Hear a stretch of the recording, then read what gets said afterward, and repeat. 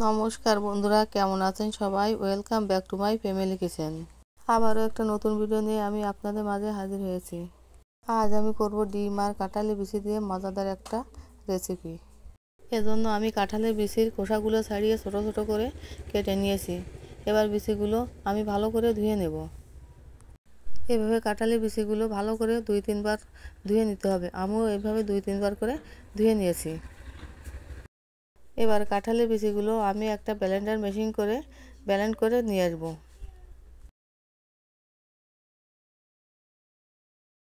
আমি কাঁঠালের বিচিগুলো ব্লেন্ডার করে নিয়েছি, দেখুন কি সুন্দর মিহি হয়ে গেছে। এবার একটা বাটিতে নামিয়ে নেব। এবার একটা পাত্রে একটা ডিম ভেঙে দিয়ে তারপর কাঁঠালের বিচির ব্লেন্ড করা পেস্টটা দিয়ে দেবো। আমার মনে হলো একটা ডিম দিলে স্বাদ তেমন হবে না, তাই আমি এখানে 2টো ডিম নিয়েছি। আপনারা চাইলে একটা ডিম দিয়েও করতে পারেন। এরপর একে একে দিয়ে দিতে হবে কাঁচামরিচ কুচি, পেঁয়াজ কুচি, হলুদ, স্বাদ মতো লবণ, জিরা গুঁড়ো, ধনে গুঁড়ো দিয়ে সব কিছু হাত দিয়ে ভালো করে মাখিয়ে নিতে হবে। এমনভাবে মাখিয়ে নিতে হবে যাতে সব কিছু ভালোভাবে মিশে যায়। এভাবে ভালো করে মাখিয়ে একটা সুন্দর ব্যাটার বানিয়ে নিতে হবে। খুব বেশি ঘন বা পাতলা করা যাবে না। কড়াইতে তেল দিয়েছি, তেলটা গরম হয়ে গেছে। খুন্তি দিয়ে একটু নেড়ে চেড়ে এবার দিয়ে দেব ডিম আর কাঁঠালের বিচি যে ব্যাটারটা আমি বানিয়ে নিয়েছিলাম। এবার খুন্তি দিয়ে এর চারিপাশে সমান করে দিয়ে দিতে হবে। এটা আমি এবার 5 মিনিটের জন্য ঢাকনা দিয়ে ঢেকে দেবো। 5 মিনিট পর ঢাকনাটা উঠিয়ে নেব। দেখুন বন্ধুরা কত সুন্দর ফুলে উঠেছে। এবার খুব সাবধানে এটাকে উল্টে দিতে হবে।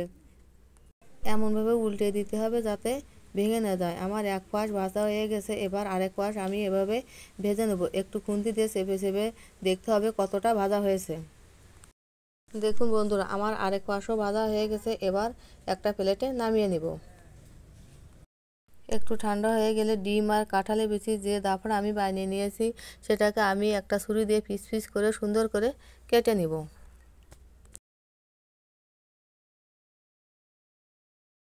প্রথমে ডাফড়াটাকে এভাবে লম্বা লম্বা করে কেটে নিতে হবে। এভাবে লম্বা করে কেটে নেওয়ার পর তারপর ছোট ছোট পিস করে কেটে নিতে হবে।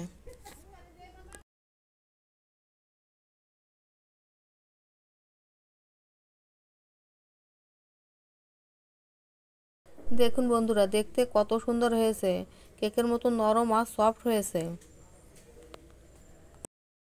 ডিম আর কাঁঠালের বিচির ধোঁকা রান্না করার জন্য আমি কড়াইতে তেল দেবো। তেলটা গরম হয়ে গেছে। এবার তেজপাতা, জিরা আর একটা শুকনো মরিচ ফোড়ন দিয়ে একটু ভাজা ভাজা হয়ে গেলে দিয়ে দেবো শুকনো মরিচ বাটা। শুকনো মরিচ একটু ভাজা ভাজা হয়ে গেলে এবার তাতে দিয়ে দিতে হবে পেঁয়াজ, রসুন বাটা, জিরা বাটা, হলুদ, লবণ দিয়ে ভালো করে নেড়ে চেড়ে দিতে হবে। এভাবে নেড়ে চেড়ে একটু ভেজে তারপর দিয়ে দেবো সামান্য পরিমাণ একটু জল। মশলা যাতে পুড়ে না যায় সেজন্য মশলা সামান্য একটু জল দিয়ে মশলাটা কষিয়ে নিতে হবে। যতক্ষণ পর্যন্ত মশলা থেকে তেল না বেরোয় ততক্ষণ পর্যন্ত এভাবে মশলা কষিয়ে নিতে হবে। মশলা কষানো হয়ে গেছে। এবার কেটে রাখা ধোকাগুলো আমি দিয়ে সামান্য একটু নেড়ে চেড়ে পরিমাণ মতো জল দিয়ে দেব। খুব বেশি জল দেওয়া যাবে না, আমি এখানে অল্প পরিমাণে একটু জল দিয়েছি। এভাবে একটু নেড়ে চেড়ে দিতে হবে। দেখুন বন্ধুরা জল ফুটে উঠেছে। এবার একটু খুন্তি দিয়ে হালকা নেড়ে চেড়ে দিয়ে দেব গরম মশলা বাটা। গরম মশলা বাটা দিয়ে হালকা নেড়ে চেড়ে দিতে হবে। গরম মশলা দেওয়ার পর যে কোনো তরকারি বেশি সময় জাল দেওয়া যাবে না। বেশি সময় জাল দিলে মশলার যে স্বাদ সেটা আর থাকে না। দেখুন বন্ধুরা আমার ধোকা রান্না হয়ে গেছে। এবার আমি ধোকাটা নামিয়ে নেব। দেখুন বন্ধুরা রেসিপিটা দেখতে কত সুন্দর হয়েছে, খেতেও কিন্তু দুর্দান্ত লাগে। বাড়িতে একবার হলে রেসিপিটা বানিয়ে খাবেন।